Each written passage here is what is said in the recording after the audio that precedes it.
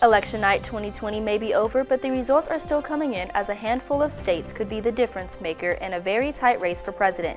Coming up, we'll have the latest details on where the vote stands, along with a rundown of local results. The Texas Tech community celebrated Halloween over the weekend, but most students had to find their opportunity for spooky fun off campus. MCTV's Anakin Rios has a look at one of those options that offered a terrific good time for those looking for a frightful thrill. And some not-so-scary competition was also on tap this weekend as one Texas Tech team hosted an annual tradition. MCTV's Kritzia Williams has all the details on this year's TTU Rodeo.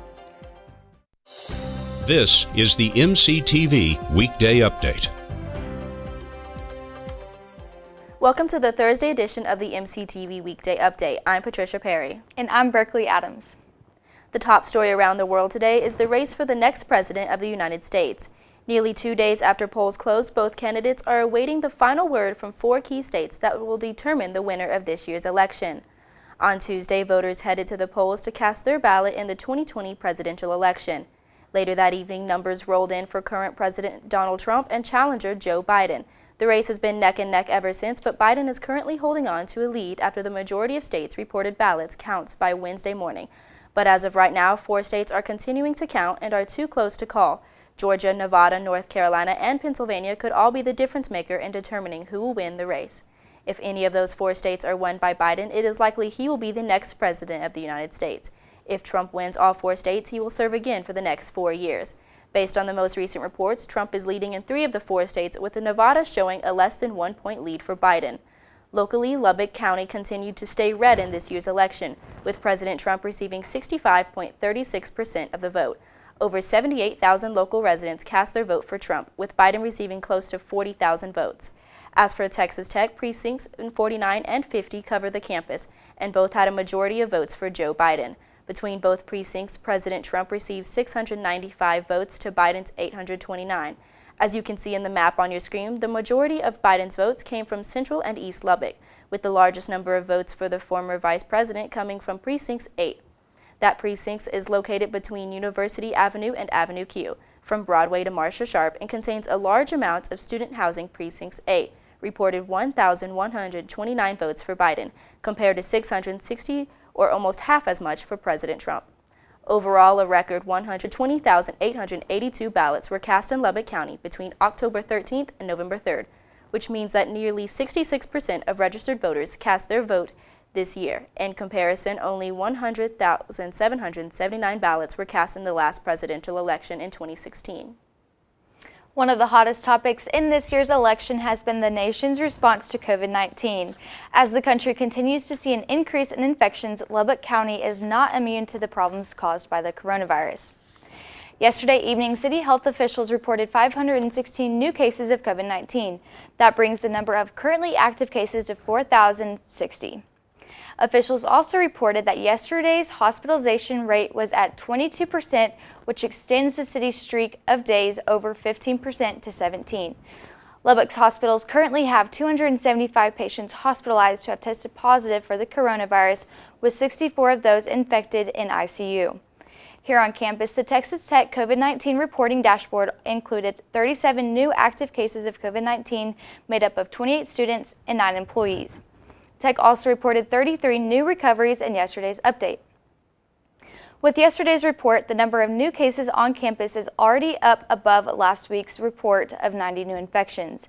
As of yesterday afternoon, the university has reported 105 new cases since Monday, with 3 more days of testing remaining for the week.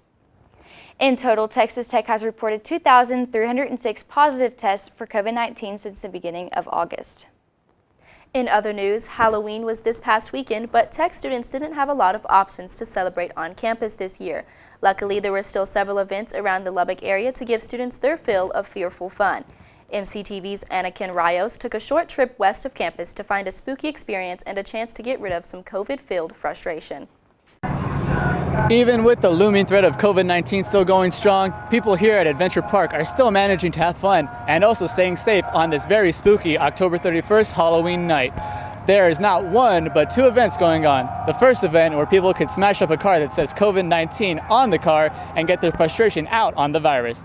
The second event going on is a very spooky walk through a haunted woods trail that has them being scared by zombies, ghouls, and animatronics alike. Join me as we venture through the events going on here at Adventure Park. Located at 5110 29th Drive in Lubbock, Adventure Park hosted their annual Haunted Woods Forest, where guests can get absolutely astonished and spooked by walking along a contorted, twisted path of woods full of zombies, animatronics, and more things that go bump in the night. We enjoy getting the scare out of people, and by the time they get to the end, we've had a lot of people say, wow, you know, that was intense. I've been to Nightmare, I didn't scream, I crapped my pants. You could have either bought your tickets for this event online or in person starting at $15, and once guests arrived to the venue, they would be treated to a chilling introduction story given by one of the cast members at the starting gate.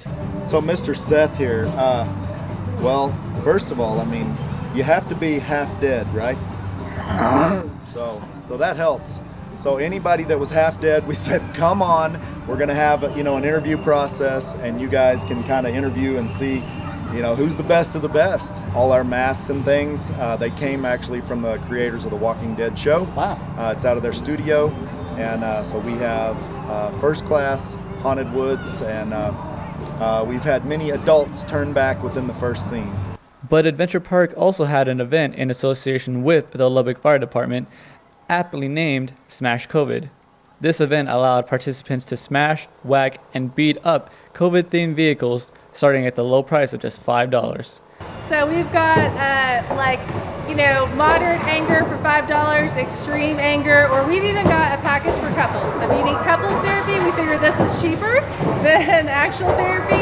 And also, it's really just a fun way. I know all of us have been pretty frustrated about COVID, so it's a fun way for us to kind of bring light to that in a fun way, but also raise some money for our first responders as well. Both of these events started at 8 p.m. and ended at 10 p.m.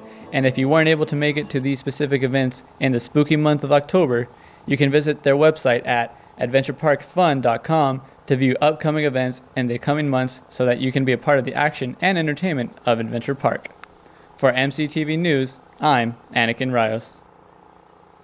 Fall has finally made its way to the South Plains after a wacky few months of roller coaster weather. Temperatures have topped out in the high 60s and low 70s all week, making for a nice adjustment as we head into the last full month of the semester. So will these conditions hold out through the first full weekend of November? Let's take a look at the MCTV forecast. The MCTV Tower Cam is showing bright sunny skies today. Temperatures have climbed a little warmer today with highs expected to top out in the low 80s. Overnight we'll have a little bit of a cool off with clear skies and lows in the 40s. Tomorrow we'll see another day of mild conditions with lots of sunshine and a return to the 70-degree temperatures. Winds will be light, making for a beautiful day. On Saturday, we'll see a little bit of a change up for the first full day of the weekend with some clouds and windy conditions. Gusts could reach up to 40 miles per hour with sustained winds between 15 and 25 miles per hour. Highs should climb into the low 70s, but the winds will make it feel a bit cooler throughout the day. On Sunday, the windy conditions will continue, but we'll see clear skies and highs near the 80 degrees. Nighttime lows will be cool throughout the weekend, with lows hovering around the high 40s and low 50s. Looking ahead, windy conditions will stick around to start the second week of November before temperatures begin to cool down midweek. The Texas Tech football team is still in recovery mode after last week's beatdown by Oklahoma. But the Red Raiders are hoping for better results as they head to the Metroplex for their next conference showdown. Texas Tech will meet up with TCU on Saturday at Amon G. Carter Stadium in Fort Worth. The Red Raiders are looking for a second win in Big 12 play after losing 3 of their last 4 games. The Horned Frogs are in only slightly better shape with wins against Baylor and Texas. TCU is heading into Saturday's game as the favorite to win, but Tech hopes to fix some of last week's mistakes and bring home the victory. A win would move Tech up in the conference standings and let the team bring home a saddle trophy that is up for grabs each year in the Texas Tech versus TCU matchup. The saddle has been in Fort Worth since the Red Raiders lost to the Horned Frogs last year in Lubbock. Kickoff for this weekend's game is set for 2:30 p.m. and you can watch it on Fox Sports 1. The women's soccer team is headed into their first of their last 2 conference games this weekend, and after a rough season so far, Tech is hoping to finish out their last home appearance with a win. Tomorrow night, the Texas Longhorns will be the Red Raiders' last opponent at the John Walker Soccer Complex for the 2020 season. Texas has a 4-4 record, but Tech is still looking for their second win of the season after going 1-4-2 so far. Start time for Friday's matchup is 7:15 p.m. with live coverage on Big 12 Now on ESPN+. And the Red Raider volleyball team returns to action this weekend with their last of 2 home dates at the United Supermarkets Arena. This weekend, Tech will face number 11 ranked Kansas State for a 2-night showdown on Friday and Saturday nights. The Red Raiders are coming off of a bye week and are hoping to end a 4-game losing streak with a victory over the Wildcats. The action starts tomorrow night at 3 p.m. in the USA, followed by a 1 p.m. matchup on Saturday.